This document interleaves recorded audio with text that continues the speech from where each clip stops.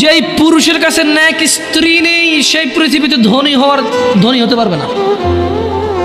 ধন সম্পদ, ধনী দরিদ্র তো কিছুটা কাউন্ট হয়। স্বর্ণ আছে এত ভরি, রূপা আছে এত ভরি, জমি আছে এত বিঘা, গাড়ি আছে এতটা, ব্যাংকে টাকা আছে এতটুকু, কোম্পানির মালিক হলো 10,000 বিলিয়ন ডলার, কোম্পানির প্রাইস 2,000 কোটি টাকা কোম্পানির প্রাইস। এভাবেই তো ধনী দরিদ্র বিল গেটস, ওই যে কি কয় এটাকে, কি আছে আম্বানি টাম্বানি, এভাবেই তো ধনী দরিদ্র হিসাব দেয়, রাইট?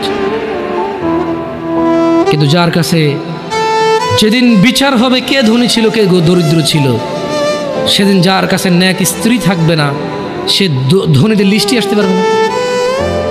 একজনের কাছে যদি পুরো পৃথিবী আর পৃথিবীতে যা আছে, একজনের কাছে যদি পুরো পৃথিবী আর পৃথিবীতে যা আছে সব কিছু থাকে, নেক স্ত্রী না থাকে, আরেকজনের কাছে যদি শুধু নেক স্ত্রী থাকে, এটা বলে প্রমাণ হয় যে নেক স্ত্রী, তাহলে ইসলাম ওকে ধনী বলে, কে দরিদ্র বলে, কি মিসকিন বলে? বেচারা, ও তো লাইফে সুখী না, ও কি বেচারা, আহা ওর জীব মিসকিন বেচারা।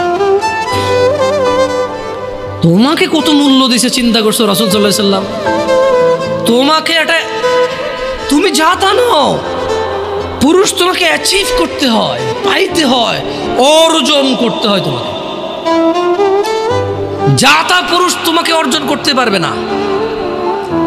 যে পুরুষ তোমাকে মূল্যায়ন করতে পারবে না সেই পুরুষ তোমার সতীত্বের খেয়াল রাখতে পারবে।